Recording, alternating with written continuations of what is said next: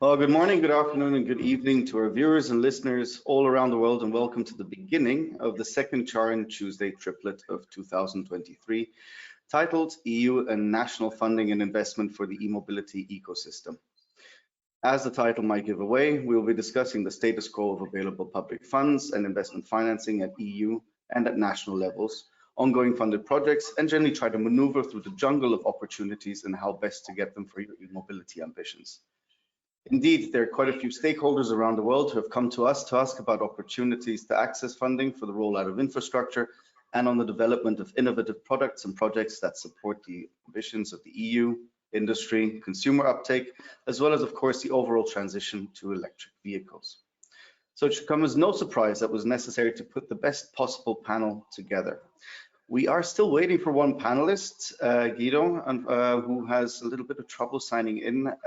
It's something to do with the software, but I'm sure he'll be joining soon.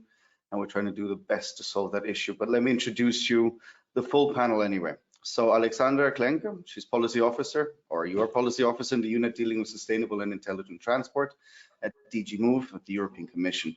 And who we're also waiting for is Guido Sacchetto, policy officer on zero emissions mobility, unit Future Urban and Mobility, in charge of the Horizon Europe co-program partnership towards zero emission road transport, called 2.0 in short, at DG R&I at the European Commission as well. So, and our third speaker is Kjell Olesen, co-founder and CEO of Time and Place Funding. And Kjell, you are public funding expert working with us at CharIN. So welcome to the two of you. Alexandra, I know that is not your first rodeo with us for events that we have organized as CharIN, so big welcome back to you. We're really looking forward to hearing what is new and what the future holds this time. Kjell, this is your first rodeo with us on the panel, but you have been pretty much always behind the scenes supporting CharIN and its members, also in helping our CharIN Tuesdays run smoothly, and not least with special reports on funding and investment financing opportunities and sharing your expertise in writing proposals and smoothly running projects. I'm sure many are looking forward also to some tips and tricks to this end. There's always a couple of organizational points for today. I absolutely encourage your questions, so please put them into the chat box and I'll see to integrate them during our discussion or towards the end of the event. Furthermore, for those of you who are unfortunately not able to stay the whole session or would like to watch our session over and over again, there will be a recording made available on YouTube. And by the way, Netflix, HBO, and Amazon are still battling for streaming rights. So let me start with you, Alexandra. Let us get the audience warmed up with the basics. What EU funding and investment instruments are there and how are they administered? So welcome to everybody. I'm happy to participate in this webinar and inform you more about financing opportunities at the EU level. So for recharging infrastructure, like the main kind of the most focused instrument, it's alternative fuel infrastructure facility, which is a part of Connecting Europe funds facility, and it had already it's now going on. It is a program that is on now, actually speaking. We evaluating the projects of a 5th cut-off date, and it is a blending instrument. So we assign a grant if a project contains also the part of a private investment in form of a banking loan, and it is the main objective of this facility is to finance fast recharging points along the TNT networks to create the coherent network in the EU. And we talk mainly about 150 kilowatts for light duty vehicles and 350 kilowatts for heavy duty vehicles.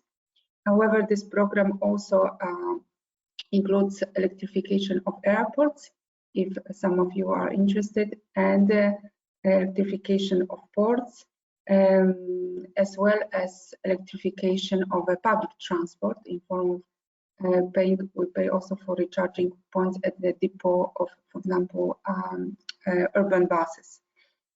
So this is one instrument. Another part of financing is going on through recovery and resilience plans for member states, and Just to give you some numbers, 37% of these grants for all member states, they were assigned to climate change measures, and big part of this was assigned to sustainable mobility, and a big part of this for recharging infrastructure.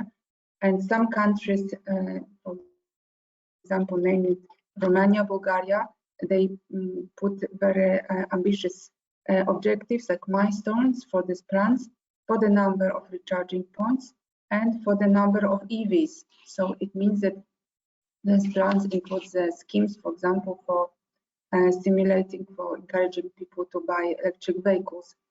This is the second part of financing. There are also big part is structural funds, which regional funds. Here the member states can use it for developing recharging infrastructures. And here maybe as a commission we don't have such a like a very precise control as for Connecting Europe funds facility. However, this gives the opportunity for member states, for example, to finance, for example, recharging points in urban areas. So maybe not only this fast chargers, but also on-street recharging points, which are as well very needed. So this is these are the main points, I would say. Thank you very much. Oh, I think Guido's joining. Just waiting. Yes, we have Guido.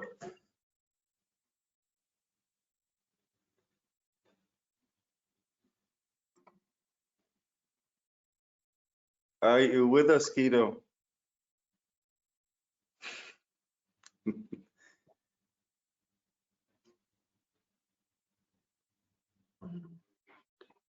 Hello, welcome. We've already started a little bit with an introduction.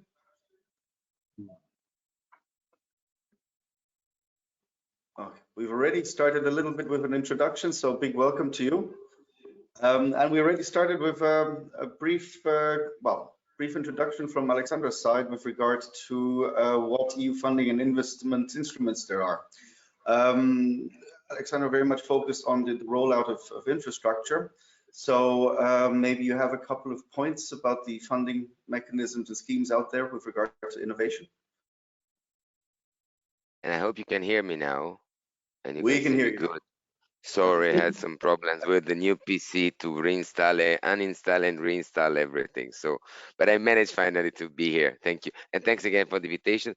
With Zaccheto from Research Innovation, so DG Research Innovation, focusing on road transport, in particular on zero emission vehicles. I'm in charge of one of the partnership under Horizon Europe, so the 2-0 partnership. And I think I can maybe say a couple of things on what we do within Horizon Europe and how we do fund research innovation related in particular to the infrastructure. Maybe later we can also see a couple of slides that we prepared, but Glenn will tell us when and how we can use some of the slides. It's better maybe to start with the talk. So as I was saying, we know, of course, under Horizon Europe, there is a strong interest under the Cluster 5, which is climate, energy, and mobility, to fund research related to this. And under this in particular, there is the 2-0 partnership, which is focusing on the systemic approach of the vehicle. So the vehicle, the recharging infrastructure, and the interconnection to the grid. Within this partnership, which is around 600 million funding, there is always the possibility of funding specific topics, or finding for interested parties specific topics that do focus on the recharging infrastructure that needs that we see for the next 10 to 15 years to understand what needs still to be developed. As an example, we have for the 2024 work program, one of the topics focusing on the megawatt charging system, not a simple megawatt charging system, but multifunctional. So it means a megawatt charging system, so for heavy duty vehicles, that could be used also splitted for light duty vehicles. So one unique system that can be used both for light duty vehicles and heavy duty vehicles. This is one of the topics that we're funding under Horizon Europe, and in particular under 2.0. I can also say that, for example, in the last 2 years of the work program, 21-22, we had 3-4 topics related to infrastructures, not deployment, but of course, we're talking about research innovation. What we needed, we funded more or less 200 million with 20 projects in the first 2 years of the work program. And now we still have for 23 and 24, if I do remind correctly, around 130 million, something like that, with 6 topics in 2023 that was already funded and other 6 that will come up. Well, the revised work program will be available beginning of 2024, public online, with a slight revision, with some additional 6 topics under the 2.0 partnership. I stop here for the moment. Thank you. Thank you, Guido. Thanks to both of you. I do have your slides here that we will share shortly, also because we're going to be looking at calls that have taken place and also the work program for 2023 and 24. So when we do a little stock taking of what has happened and what we're looking towards the future for, definitely we'll be sharing your slides with great pleasure. Kjell, you've also been, as mentioned before, involved in providing an overview of what funding opportunities there are with regard to the whole e-mobility ecosystem. And you have also developed a very interesting graphic. Would you like to share that with us and explain it a little bit? Yes, you should gonna have my slide up there. Yeah. Yeah, what we have been looking at for CharIN is what is available on the European funding landscape for e-mobility. And as we just heard from Guido, that Horizon Europe is supporting the research and development of new technologies and new systems and we heard from Alexander that the rollout of the infrastructure is supported for example, from AFI, for the regional development funds, and we developed this little figure here to visualize for CharIN members that if you go from left to right, it's from research and to rollout of existing technologies and what kind of pockets there are. What we add on is we are following the public procurements which are coming out on the TED portal, and we see up to 200 call for tenders per month on e-mobility. And of course, there's a lot of tenders which are funded by European like EU funds, as like the recovery fund, but we also see a lot of national funding where the individual member states are using national funding or regional funds just to buy e-mobility, e-vehicles, or setting up infrastructures. And that can be, as we heard, the AFI supports the infrastructure along the TNT core network, but the regional national authorities, then they invest in charging infrastructure, street charging, where it's not on the core network, but in the cities, or buying e-buses for the public transports. So that's, and we have also, we are looking outside, watching what is happening in the Nordic funds or the other funds, and trying to follow also what's coming out from cohesion fund on, but administrated on local, regional level.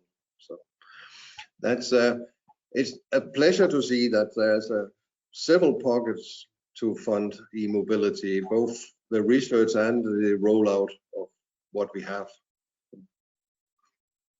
Brilliant. Thank you to all three of you for the excellent starting shot, so to say.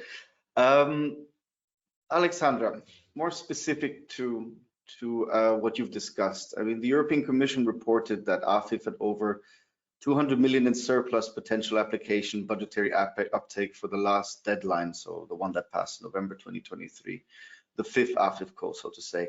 Why do you think that is the case? I think we were of course our aim was to spend possibly spend all the fund for good, of course, for good projects. However, this amount also will not be lost. It will be used for the next AFIF call.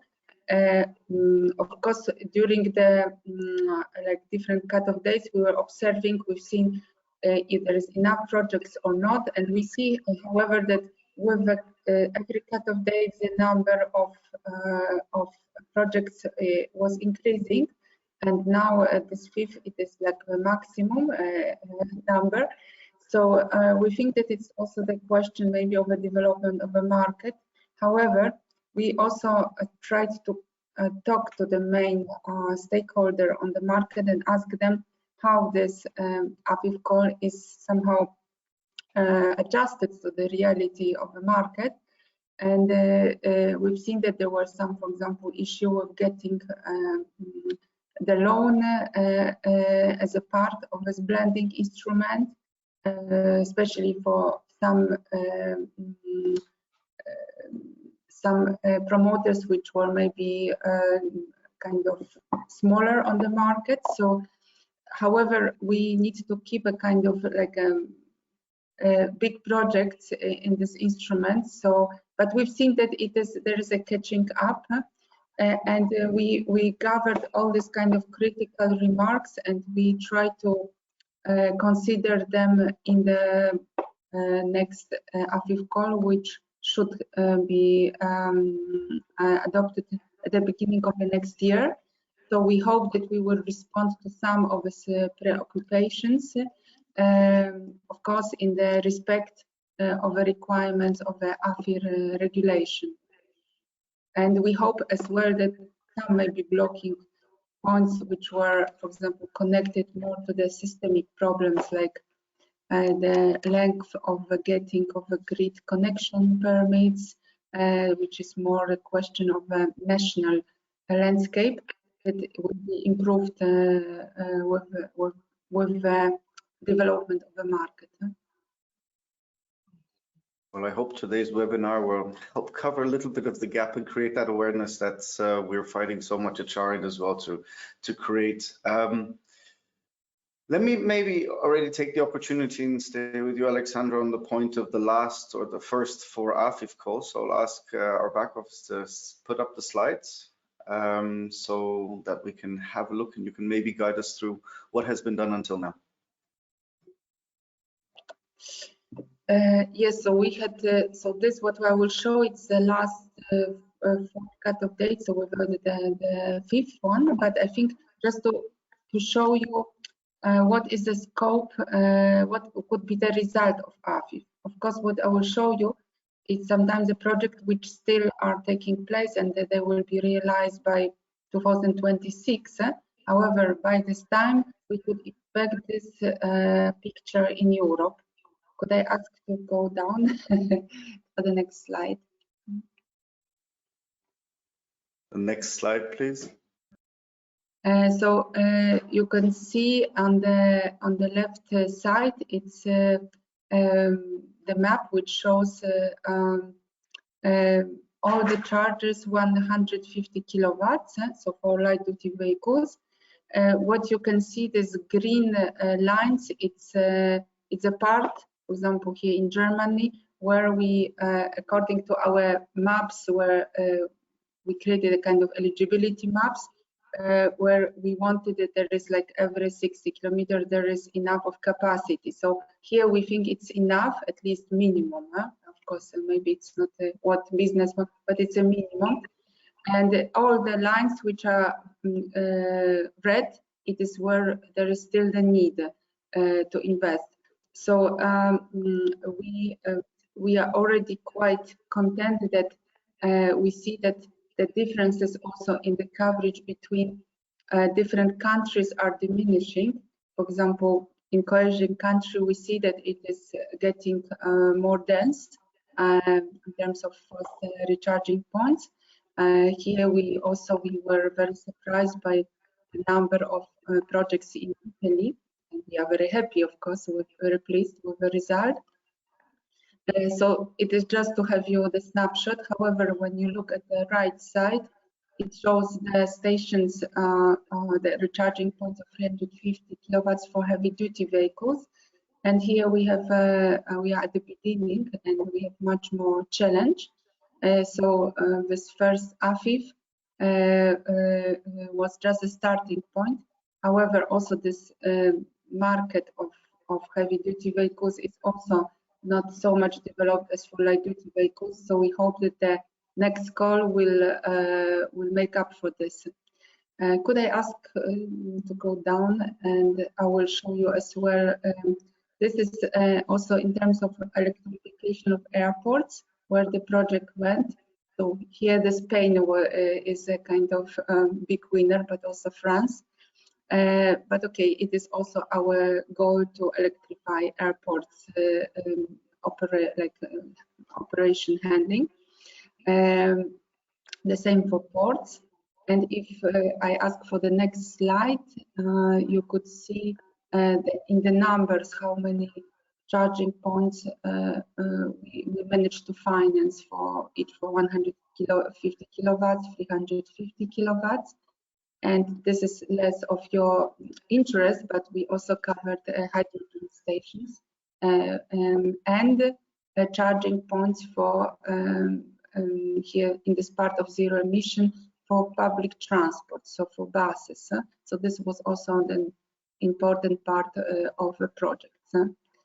And I think there is still the last slide where you could see in terms of of amounts how many went where.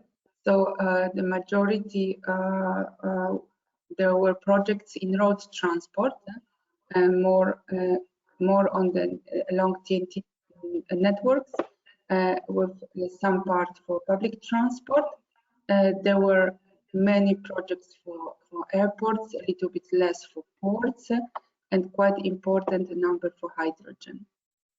So this is a result, but I think it is already not, I would say, a good contribution to responding to requirements of the AFIR regulation. Can I make a question to Alexandra also, maybe to remind? Absolutely. No, just a reminder, as it is a nice talk. Is it correct that starting from the next AFIF also the dimension of the recharger will go probably and hopefully up to the megawatt charging system? Is it something that is currently under revision? Yes, like I cannot now tell you more details because it's still not adopted, but it is our aim to change the focus, not totally go from 150 kilo, but change the focus to heavy duty vehicles. And we would like to also be able to finance first megawatt stations, or a kind of mix of like what you talked, the kind of hubs where could be the mix of different capacities. If the business thinks it's something needed, you know, to have a kind of mix for heavy duty vehicles. So yes. Precisely, thank you. Guido, excellent question. And as I can imagine, it comes also from, or it means a lot to me for CharIN, especially as we develop the parameters of the connector for the MCS. So yeah, very, very happy to hear that the heavy duty vehicle ambition is there, and also hoping that the MCS specifically as the connector is included. So do you know, Alexandra, when the proposal will be adopted? It should be at the beginning, I think, first quarter probably of the year. Okay, great, thank you.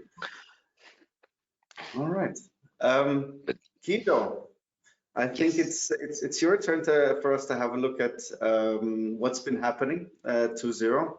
It'd be great if we can have up the slides from Guido, please. So let me maybe put it in the context of the question: what qualifies as an innovative project under 2.0? Okay, absolutely, and this is thanks, and Thanks for answering the question, Alexander, again, because as you know, we're really interested in research innovation, and we've been focusing a lot on heavy duty vehicles because this is one of the challenges that we see in the future. It would be really nice to see it also, the deployment running, I wouldn't say in parallel with research innovation, but have the possibility for the results of the research innovation to be deployed in the future. So, but you know, we had a long discussion with VMove and RTD for also upscaling the level of charging system to cover all the heavy duty vehicles. Maybe if we go to the next slide, I'll present quickly what is the state of the art in 2.0. First of all, what is 2.0? A partnership under Horizon Europe for towards zero emission road transport. Not starting from scratch, we already started in 2008, funding for the first time the electrification of vehicles. So under the FP7, then under Horizon 2020, we're a little bit more open also to alternative powertrains. Now within the 2.0, we have a strong system approach. So not only focusing, as I said, to the vehicle, but the vehicle, the research, the recharging infrastructure, and the connection to the grid, because we need to see the system working completely. We cover all type of road vehicles, from the two-wheelers to the heavy-duty vehicles, but clearly there is a strong interest for research innovation, in particular in heavy-duty vehicles, because it will be one of the sectors that will need, well, we have more challenges maybe in the future. 2.0 is at the center and working with other partnerships. So you see on the left side of the slide, in 2.0 we do basically the vehicle integration, the mobility solution, the system approach, but we work also from, for example, clean hydrogen on one side, not so relevant for you, but we also work on heavy duty vehicles, fuel cell systems, batteries, so to validate and to integrate anything that the battery partnership is preparing for the automotive can be deployed within the 2.0, or deployed, demonstrated, and integrated into the vehicle in the 2.0. KDT, because of course we need to take everything from the result, and also SICAM, because there is strong integration between the automated and the electrified vehicles. Budget, as I said, 615 million, and this is the main objective of the 2.0. But if we go to the next slide, maybe a little bit more to see some figures of what we did in the past. 21-22, I highlighted in bold the three of the topic that were already covering the infrastructure. So you see how what was the focus on really heavy duty vehicles, because we funded three specific topic on regional medium freight haulage. A second one, which was a multi-powertrain zero emission system for heavy duty vehicles, and the third one on electric urban and peri-urban bus rapid transport system, of course electrified. We have 20 projects with a good percentages also, as you see, between the proposal submitted and the project selected. So a good response also from the users. And I would say also high quality of the proposal. And if we go to the next slide, maybe you can see also what is still open in 23 and 24. The first 5 lines that you see refer to 2023 topic that closed recently. So now we're signing the grant agreement, the agency, not directly the GRTD. But in 2024, we still have something of good interest, I would say, for all the people participating today in this session. So we have one topic which is on the low cost, pervasive, stationary, low charging and bidirectional solutions. This is what we want to see and would be the needed for the needs for the future of mass deployment within cities. A second one, which is the integrated, as I said, multi-point megawatt charging system for electric truck mass deployment. So we need to see the next level, not a few vehicles on the market that would be quite easy, and which there is still something, but we want to see it when there will be the mass deployment of this kind of solution. But also there is the third topic on light commercial vehicles, because there as well we see it as an accelerator for the zero emission vehicles, and will help to scale up the infrastructure and the system mobility. I can stop maybe here at the moment, and then we can follow up with additional 2 slides on events for the future, where I think there could be some good opportunities for participants. Excellent. Thank you very much, Guido. We will definitely revisit that. But maybe a quick question to what you've already discussed, and Alexandra already mentioned geographic differences where there is a certain level of uptake. Of course, the difference is there a bit more stark because it's about rollout of infrastructure. But when you look at what proposals have come in, what stakeholders have been involved, where do you see if there are any imbalances? No, from research. Sorry. Is it for you, Alexandra, or for more for research innovation side? Sorry, it was for you, Guido, because Alexandra discussed it, but I'm interested to hear any additions from both of you. So shall we start with you, Guido, because you just discussed it? Okay, sure. And then I'll leave it to Alexandra. I'll do the research innovation perspective. No, on this, honestly, we did not see high imbalances within Europe. The projects, of course, we want to have, and as you might see, because you can see all the details of the project, and also something that could be reminded to the stakeholders, if you visit the funding and tender, you can see all the projects funded, you can see the web link, and you can open the project and understand who's participating, what is the consortia, how big is the project, where it is located. So all this kind of information that could be really useful also for those who are thinking of joining or preparing something for the future. I don't see a strong imbalance in Europe unless, well, if we make the exception of the standard industrial clusters that we have in Europe on the automotive area. We do research innovation, we're not working on deployment. So all we want is to have a good coordination between different member states to see how this could be scaled up, but after the phase of research innovation. So for the deployment, and then we go to the DG Move side and the AFIR and the CEF. From our side, of course, we do work, and the heavy-duty vehicles, for example, there is a strong focus on the 10T corridors, because these will be the places where we want to and we will need to have the infrastructure deployed. But there is no strong imbalance, I would say. A little bit less as always on the Eastern Europe, maybe, a little bit less on the south of Europe, but this is also linked to the cluster and the level of introduction of electric vehicles, maybe. Here I can stop. Thank you, Guido. Alexandra, floor is yours. Yeah, so just I think Guido already said a lot. Yes, I think that we could see more this balance in terms of like a kind of state of the market between, for example, cohesion countries and the countries which started this market much earlier, like the Netherlands, Germany, France. No, they are on a different stage. However, we see that, for example, like what we've seen on this maps, that, for example, Italy is catching up very quickly in terms of network. And I think that probably with the adoption of AFIR, it will also push much more of catching up, not only because our funds, but because member states are preparing their plans of, we know already, like, of how they will apply. And this is already much more kind of serious from the national point of view, because they talk to the distribution system operators. They see how maybe to upgrade the grids in the specific places. So I think it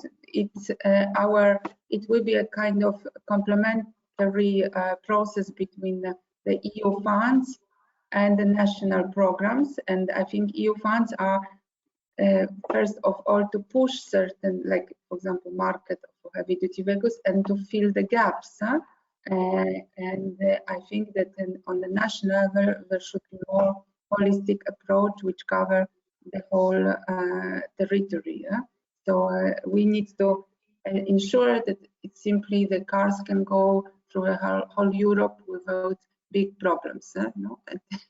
So there are disbalances, but in terms of projects, we have a lot of projects for cohesion countries. So I think there is a good trend. I'm delighted to hear that.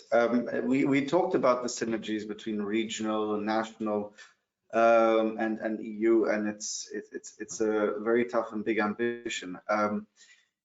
May I ask If I was somebody writing a proposal and I'm wondering who my partner should be, maybe for a project, or where I should focus more, is there any sort, and this is a question to both of you, maybe first to you, Guido, is there an advantage being from one EU member state at the moment versus another one, or how is that calculated? Well, no, absolutely. I don't think there is advantages of being from some countries other than others. Our topic is always, and the possibility to participate is really open to anyone. This is to be stressed and to be reminded, to be recalled by everyone. Of course, we do want to have a good consortium. I wouldn't say strong, well, strong, but not too wide. Not always needs to be wide. It has to be something that focusing on what are the specificities of the topic. Don't make it too general. Really think of what the topic is asking and try to create the best consortium that could create and give all the expertise and experiences spread among the different, well, in a good way, geographically between Europe. But I wouldn't say there is an advantage of being from one country or another. It's just a question of competences and the synergies that the different competences can create to bring a result, focus on what is asked. So, I mean, these are the main lines. For a quick answer again, no specific geographic advantages, I don't see it. Great, Guido, thank you. That's a very important message, I think, for everybody to hear. So, Alexandra, maybe you want to add from your perception?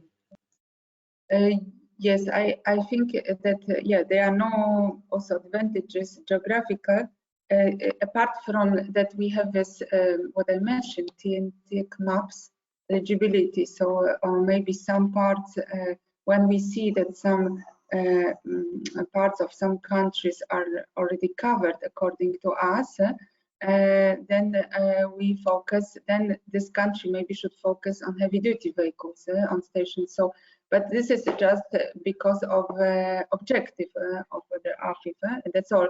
Apart from this, I would say that for us, the most important is that the project has a good level of maturity, and that we are convinced that it can be realized in 36 months, that it will be finished. So not only like how the way how you write, but what is in, what is behind, what is the quality of a project. And we also pay attention if the energy that will be used for recharging is renewable, then it's like additional plus. Or, for example, like we call this energetic elements in terms of energy. So just to pinpoint what is important, and of course that it's well explained. For example, the quality of a project in terms of how promoter want to cover risks, possible risks. For example, with delays with the permission, or how it is planned to be like faced. So we need to see that that promoter has a plan, and maybe just that well also explain the impact of this project in terms of impact on environment, impact on the regional development. So we see what is the value of this project for the society.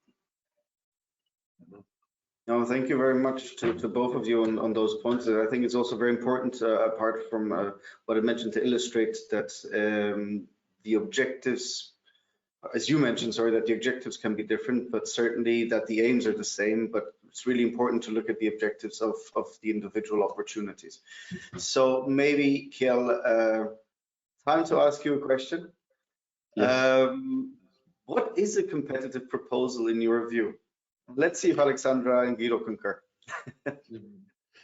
Yeah, that's exactly to go a little step further, as we hear, and we can read the call for proposals, and we see what is the obligations and what is demanded there, and that's to fulfill the obligation is needed, and that's make the proposal eligible. But to have a competitive proposal and to go all the way to be the winning proposal, go a little bit step further. Don't only do what's absolutely needed. For example, to the minimum budget in AFIF only being one country, but maybe involve two countries. Ensure you have full support. Start a little bit earlier. We just heard from Alexander that the maturity of the project is so important. So prove and show to the evaluators that you are ready and you are already prepared to implement this, and you can ensure it will be finished within the time frame available. And of course, what I always say to think when we write a proposal is think like the evaluators. Put into the proposal, why should we use the taxpayers' money to your project? And that means as taxpayer, we want to have the best value for money. And so it's all about to show that this project goes a little bit step further than any other proposal. So that make it a competitive proposal. Thank you, Kjell. I see nodding from both Guido and Alexandra. Do you want to add anything? Okay. Yeah. Please, Alexandra. No, I agree. It's good to to show that there is the biggest value added, and maybe what I didn't mention before, also show well that without the kind of a safe grant, this project would have like negative financial value. You know, that there is really a catalytic effect, because if it is not shown, then we can wonder why the promoter is looking for financial support. So it's a maybe basic, but sometimes it's not very well shown when we analyze the project. Maybe I can add a couple of points from a research innovation point of view. Maybe the project could be more complex because of the number of people participating. As was said, yes, start early, check the competencies, the synergies, and the role of each actor. You don't need the consortium of a lot of people if nobody's clear about the role, everybody, and what everybody is supporting, what is they bringing to the project. Be ambitious, so fulfill everything that is needed and asked by the project. And also use the evaluation scheme. As Kid was saying, correct, there are the evaluators and sub schemes. They need to answer to specific questions, and they're transparent and public. Read them again and try to read it with an objective point of view, your project, your proposal, when it's ready. But also, two last points, clear writing. Be clear when you write, be simple, be concise, and be very specific. If you have to say things, say it once. If you say it once clear, it's more than enough. Perfect, Guido, thank you. I think we've also entered the tips and the tricks sphere. To go full circle, Kjell, any last tips and tricks, or have they all been covered?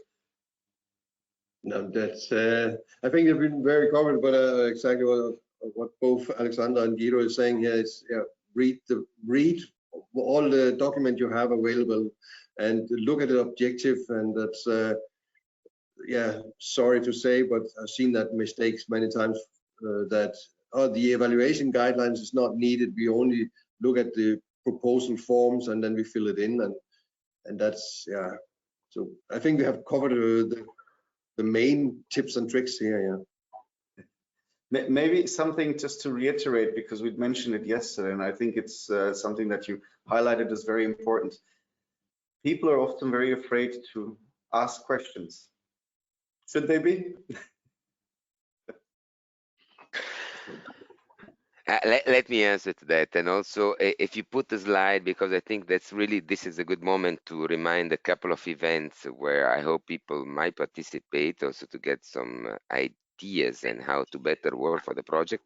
Not this one, but next one. Well, do not be afraid of, well, first of all, do participate and join all the networking events or the info days where do present the topic, ask the questions. There are specific mailboxes where you can send all the questions that then would be public to all the world. So the question and answer sessions, it's really important. If something is not clear, send an email, make a phone call. People do reply because this is why we are there for. And also people from the agency help us to collect all this information. And also another point, do participate to the main road transport events, as we're talking about road at the moment. So one strong event where I strongly advise people to participate in is the R2R conference that we hold every year around February. So it will be the 5th to the 7th of February. We'll be presenting the result of over 70 projects on road transport in 24 different sessions. This is the place also to where come and listen to the other projects to understand what is the state of the art, what are we doing, what was the result achieved so far, and what we're looking for in the future. Because this is really the moment where you can understand what is the state of the art of research innovation.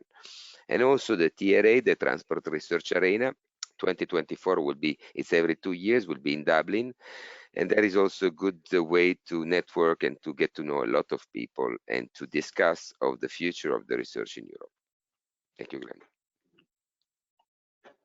Thank you, Guido. Alexandra, I know we've gone to the future a little bit, but I was wondering whether you wanted to maybe highlight a little bit, a little bit more the question I highlighted before, mentioned before.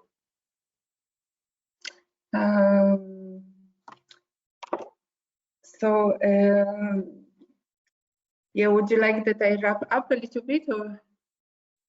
Sorry? Would you like that I wrap up the messages, the main messages?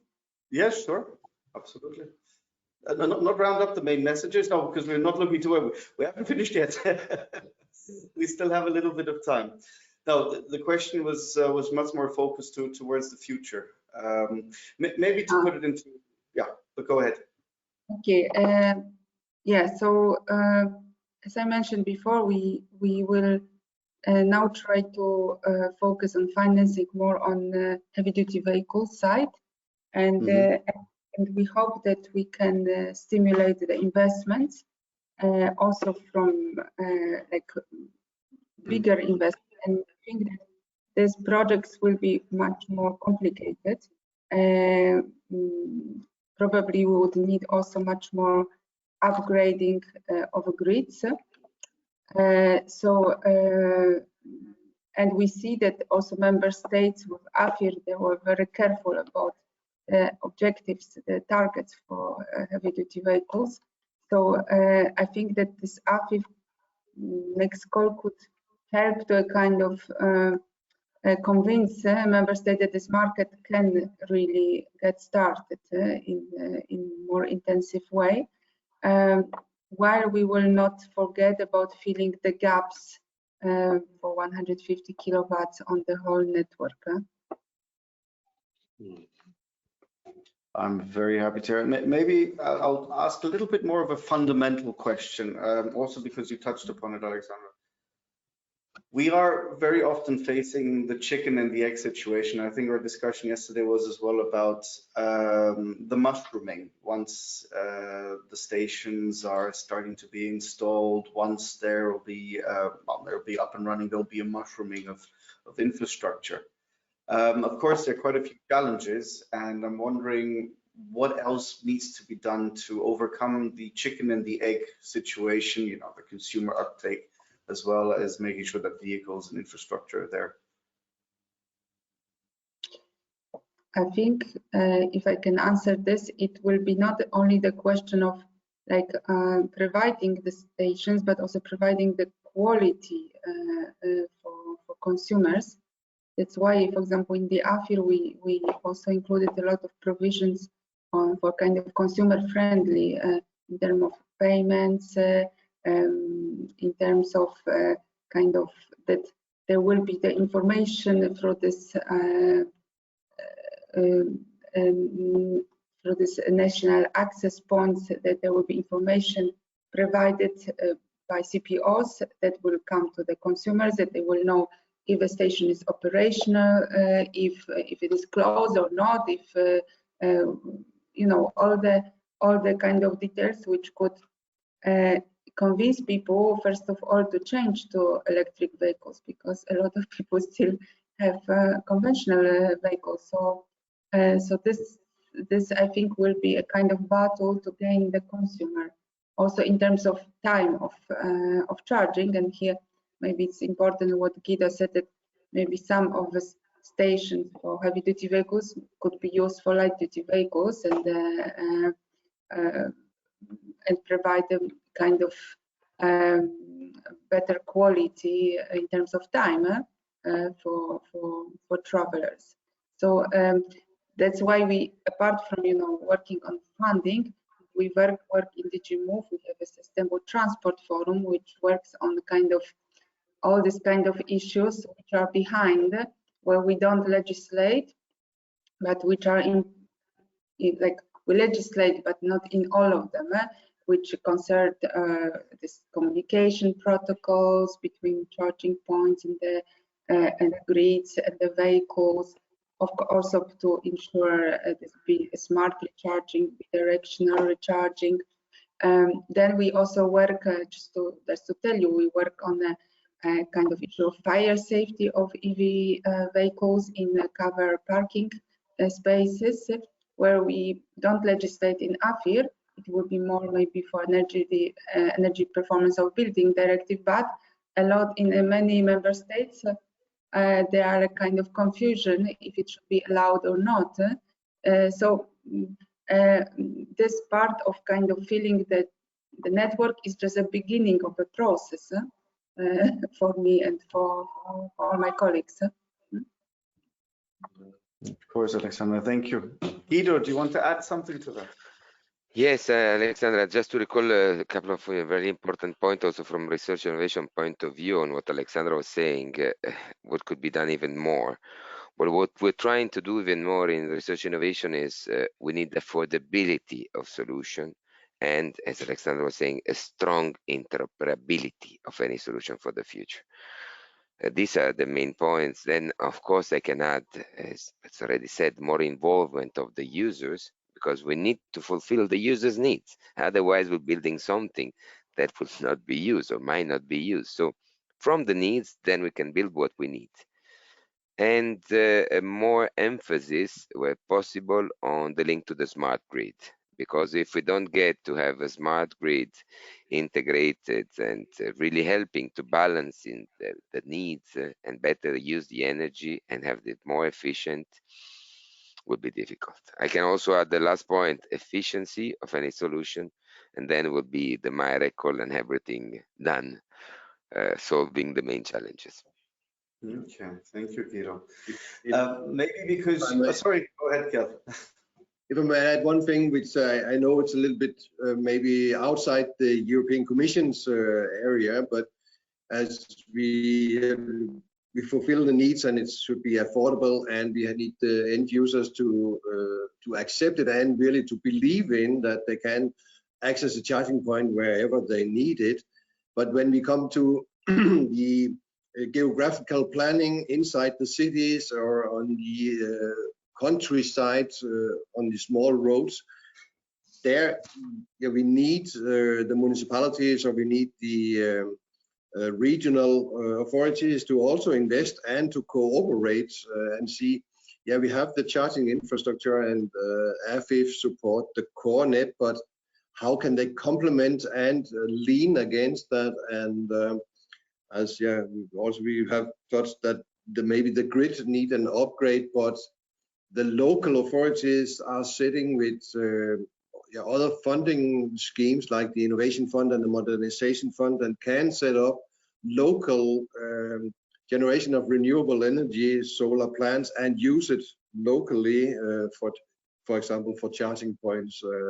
So there's a need also to convince the end user that even when you're home or you're in a city where you are fighting to get a parking space, and you should not be on top of the fighting for the parking space. You should not be fighting for charging. That should be enough, and they're always available. And that's the confidence we need to work on, and that need to be invested in as well over the next years. Thank you, Kjell. I think this is also a good point to maybe get something that we discussed yesterday, Alexander, the Sustainable Urban Mobility Plan. Do you want to give us an idea of how that could solve some of the issues? Yes, I think that it could be a kind of motivating, stimulating factor for also for recharging plans. So in like last year, the Commission proposed the updated EU concept for these plans, and at the same time we had like negotiation on the revision of TNT network. And this regulation will enter into force in next year. And what it proposed like a wider network of urban nodes. There will be now more of this urban nodes defined, 430 in the whole EU. And there will be a legal obligation to adopt such a plan by 2025. So I think it will stimulate here, like this urban nodes, it's all cities with more than 100,000 inhabitants, or if in certain region, if there is no, it's like the most important city. And this year, in March, we proposed, we published recommendation on the kind of what should be support programs at the national level for the Sustainable Urban Mobility Plan. So how at the national level, member states should propose, for example, in terms of capacity building for cities to provide such a plans. And member states will need to report every year to Commission to say what they have done. So I think it will be maybe from the legal point of view kind of like stimulating factor that such a plan should be made. And I think a big part of this plan will be recharging infrastructure, not only for private vehicles but also for buses. Also in terms of buses, in this proposal for heavy-duty vehicles for CO2 standards, there is also the proposal buses should be clean like by 2030. So it will be a kind of challenge for cities. However, I think if there is a legal framework, it always helps to accelerate the process. And then from the Commission side, just I want to mention that there is a kind of part of a recovery resilience facility, recharge and refuel flagship, where there are like support instrument also for preparing sustainable urban mobility plans. For example, one project is going on now in Poland to help municipalities prepare these projects. So I think this is there are different actions, and I think they're always preparing the plan helps the city to be more specific, also for on transition to electric vehicles. And just to add at the end, if there are people on this webinar from municipalities, also in my unit we created EAFO, it's European Alternative Fuels Observatory. There is one part, it's a kind of knowledge platform where we put all the guidelines that we prepare in the Sustainable Transport Forum, for example, on templates, on kind of recommendation for the procurement processes for municipalities, how to organize this process of installation, deployment of public recharging infrastructure in their cities or in little localities. And it was based on the best practices from the countries which are more advanced, for example, the Netherlands. So I think it is kind of good material to be inspired, and maybe not everybody knows about it. So I mentioned this. Thank you very much, Alexander. Maybe also just to stick with you on one point essentially that we already touched on before and discussed before, the synergies. What between the different levels of governance, what can be done better there? What do you think would help?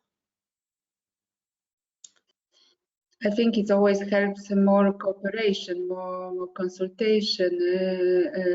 I am not sure that I think it happens everywhere in every country that regions, I don't know, municipalities don't cooperate between each other, don't know what happens. That's why maybe our role at the EU level is also, apart from legislation, to help to spread best practices. And I suppose Guido would have a lot to say in the innovation research area. But I think it's also good to put questions. If some of companies that take part here want to still talk with us more about AFIF, you can always ask us for the online meeting, and we would find time, to bring things, at least from the, if something is not clear or you want to know more about Sustainable Transport Forum, so don't be, we encourage you. We are there for you. Thank you, Alexandra. Guido. If I can add something maybe on the synergies, I live outside and I live to DigiMove, the urban part, which is maybe more structure, even if, of course, from a research innovation point of view, we do also follow and are deeply interested in the urban mobility. But if I go back to the question on the synergies, which is quite interesting from my point of view, because that's where research innovation could be improved also in the future. We know that, of course, even whatever, how big is the European Horizon Europe fund, and funding is 100 billion, which is more or less than 10% of what is the total funding on research innovation at national level. So how big it is, European funding, it's in any case should be more synergetic to what is done at member state level, at national level. And this is also why within the partnership under Horizon Europe, each partnership has what is called the state representative group. In this group, the member states are represented, and they will try to discuss and to see how to better align or maybe create links and synergies between European, national, but also regional funding. There are some experiments as well in different partnerships on how to better implement these activities at regional level. It's clear that it's something where we need to work even more. But there is a strong added value if we get to this point and this kind of solution, because we can also not only leverage on a lot of funding at national regional level, but also give some strong criteria and a clear strategy. And this would help a lot those small, medium enterprises that maybe are a little bit too far from a European level, but they're well integrated at regional level. So it can really help with good win-win approach, and let's see if it's something feasible even more in the future. So I see a completely multi-pronged approach to be able to create that mushrooming effect. So that's really good to hear. And innovation is always also a nice driver for enthusiasm. How much do you agree with that, Guido? Of course, I love it. You know it. No, absolutely, and it's the ambition. We need to be ambitious to do research innovation. We need to have a vision and a strategy. So let's try to look at the longer distance now. Think of what could be in 20 years' time and try to follow the route. We might be wrong, but most of the time it happens. We might be also right. Huh? That's a really nice message. Kjell, after hearing all what is on the table and is offered for industry to push, assist, be part, and innovate towards the transition, is there anything missing? I don't know. I would say something is missing. There's always something you could wish for more to integrate. But if I can take up the talks about what we just heard about the synergies, and there is for the industry, there's a package and there's different activities on regional or national level, and some are very well integrated in the local or regional atmosphere or setting up there, but then the support or to the help to get over the borders. Some countries are helping and promoting and the companies to engage on a European level or to find cooperation partners. But we have earlier and we have still seen from the European Commission the twinning programs, or where to learn from each other. And what some of the things which we're looking out in the future, the synergies between research and implementation. I mean, we could, for example, the grids, where some part of Europe where the industry is saying we don't trust the grid and we cannot, the grid is not big enough, but then have some bidirectional charging, as we hear is on the research programs now, could contribute actually to, we don't need to expand the grid, but we could maybe store the electricity or from local generated renewable energy in cars and then have the bidirectional charging. That's some to understand the future and to motivate the industry to think ahead.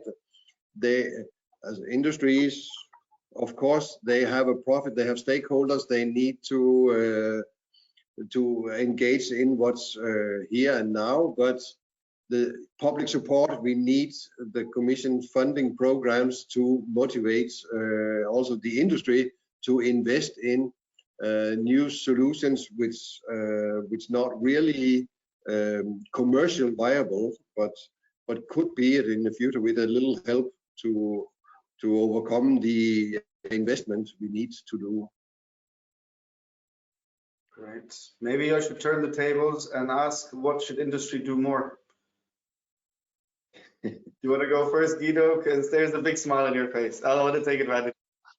No, it's just a of course, no. Industry is already doing a lot with us, and this is why I love also the idea of partnership with them. Try to identify what are the research innovation needs and the strategies for the future. And this is the logic of the partnership under Horizon Europe, to sit together with, okay, you call it industry, I would say all the not public stakeholders, so also the academia, research centers, but also the users association, to understand together where should we go with research innovation, how to better grow. The only thing I would ask to industry, which is already doing a good job, to be even more committed. And if I have to ask something for the specific industry of the recharge infrastructure, please do engage even more in what we're doing at European level, because I'm still missing some of the actors, to be honest. Even in the 2.0 partnership, I would love to have more actors involved and giving all the comments and be committed and share, participate to the meeting and share their point of view, because we need to discuss even more. And then one of the most important points, something where I would love the industry to be more involved, is to communicate and disseminate more the results. We need to understand and to see the results of what we're funding. And the only way is to have the industry, which is the owner of the results at the end, to show us after some years what has been done and what are the results real for the market. So thank you, Guido. Alexander, a wish list from the industry.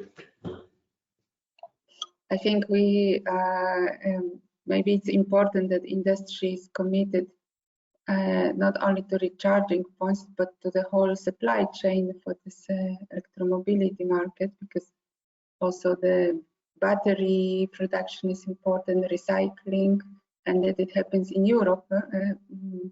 So I think that we talk about change in Europe, but we also face a lot of competition, and we need to think strategically in terms of keeping our resources and guaranteeing that we could be independent in terms of transport, but also, first of all, energy.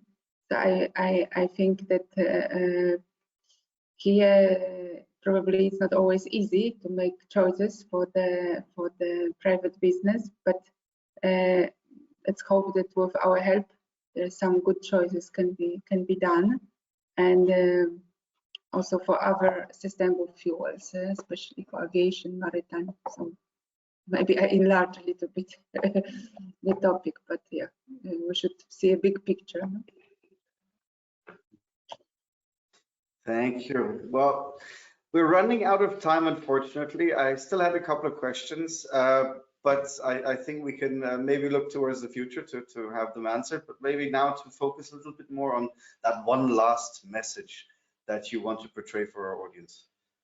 Kjell, do you want to start? Yeah, I'd be happy to start. I mean, that we are, in my view, we are only at the beginning of the decarbonizing of the transport sector, and not only we see a lot of investment already today, but we are only at the beginning. We have to not only invest in the cars, the electrical vehicles, and but also the grid and the investment in production of renewable energy. So it is important that we continue to say this is the investment like we had in the end of the second industrial revolution. So 100 years ago, when we built the grid, the electrical grid, nobody asked if it was needed or is it commercial viable to put the electrical grid to the border of Europe. No, we did it 100 years ago, and we need to do it again now to put out the charging infrastructure across Europe to the countryside where there's one car who need to be charged, and that's there we need to continue to use public money, but it's actually our society and our taxpayers' money, and we do that. Why we're using the taxpayer money is to save the planet, or to save our environment, and that's the industry will not come from itself, and the research will also not come from itself. I mean, the industry, yes, everybody can agree that bi-directional charging is a great thing, and we need it, and looking forward to it. But there we need it now and tomorrow and next year and the next 20 years, and or next 40 years, 50 years before we have the e-mobility rolled out in all areas of Europe. So. Thank you, Kjell. Alexander, one last message. Can be a long one. My last message is that I encourage everybody to use the next AFIF call and just look for partners, make good consortia, and look for, you can, if somebody is interested, I can send the list of projects which have been already adopted, so you can have a look what it looks, what it maybe it inspires you, the short descriptions, and especially maybe try to find the links with electricity, with energy sector. We have a lot of investors from energy part, and I think there could be good partners for, or sometimes a consortium of CPOs with energy partners. So and this maybe will also facilitate the question of the grids and the dealing with DSO. So I encourage just use it and contact us if we need more explanations. Thank you, Alexander. Guido? And I support what Alexander was saying, even more, be even more ambition and look also from researcher, that is deployment, research innovation, try to help us to think in the future, what could be the challenges for the next 10 to 20 years. So to understand, help us to clarify what are the needs so that we can find together a solution. Thank you. Thank you, Guido. So you all heard it. You have a wealth of knowledge and all the resources you need at your hand. Kjell with CharIN, Guido and Alexander with the European Commission. Everything you need is there. Big thank you to all three of you for joining. I know you've stayed a little bit longer, so I really, really appreciate that. Just maybe a couple of quick announcements about upcoming events. So the 20th of November, so next Tuesday, we have CharIN Tuesday on taxonomy CSR obligations. It's the impact for the mobility industry, of course, that we're looking at. And then on the 12th of December, so 2 weeks thereafter, we have the Sustainable payment services for EV drivers discussion. So exciting things. Do look at the CharIN website for all those relevant events. There are a couple more on the list, but I don't know if we have, but we can quickly go through them. Next slide, please. So we have the festivals as one. The next one is taking place well, next week already in Cleveland. Please feel free to register. Should be very, very exciting. Next slide, please. And then we're obviously going to have another festival soon thereafter in Europe, in the Netherlands, from January the 30th, February the 1st. What is very, very interesting and very important to keep in mind that these festivals are not only a showcase for discussions, but really a festival, as the name implies, understanding and seeing how far the technology can go. And as you know, interoperability, and I think this was mentioned earlier, is a main mantra. So a big, big thank you again to the three of you and to everybody that tuned in. As mentioned, once we know where it's on Netflix, HBO, or Amazon, we will let you know, but you can also find the recording on YouTube in the meantime. Thanks again to everyone and have a wonderful rest of the week. Thank you. Thanks to you again. Goodbye. Thank you. Thank you. Bye-bye.